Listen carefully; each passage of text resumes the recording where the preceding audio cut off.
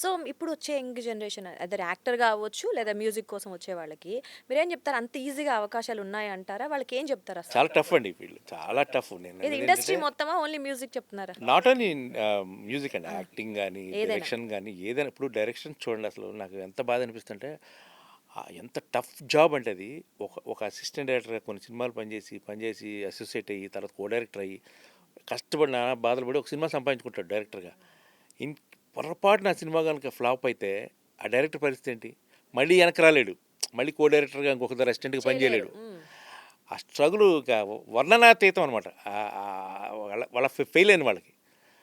అలాగే పోనీ first cinema super success అయిపోయింది, సూపర్ హిట్ అయిపోయింది, సెకండ్ సినిమా డిజాస్టర్ అయింది అనుకోండి, మళ్ళీ జీరోకి వస్తుంది. సో అంత టఫ్ డిపార్ట్మెంట్ అది. మిగతా కూడా అంతే. మినిమంలో కొంత టెక్నీషియన్స్ కొంచెం హ్యాపీగా ఉంటారు.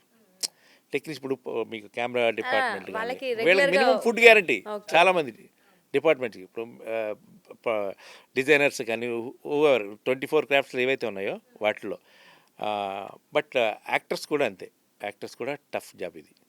సో మ్యూజిక్ అంతే. మ్యూజిక్ అయితే అనుకుంటారు ఏదో లాట్ ఆఫ్ ఛాన్సెస్ ఉన్నాయి సినిమా ఇండస్ట్రీలో అనుకుంటే చాలా పొరపాటు అది. ఎందుకంటే చాలా తక్కువ మందికి మాత్రమే ఇక్కడ సక్సెస్ వస్తుంది. అది కూడా ఇప్పుడున్న సిచ్యువేషన్లో చాలామంది వస్తున్నాం కదా, అలా వచ్చి అలా మెరిసి అలా వెళ్ళిపోతున్నారు చాలామంది. సో అంటే ఈ కెరీర్ తీసుకోవచ్చు అంటారా? తీసుకోవద్దు.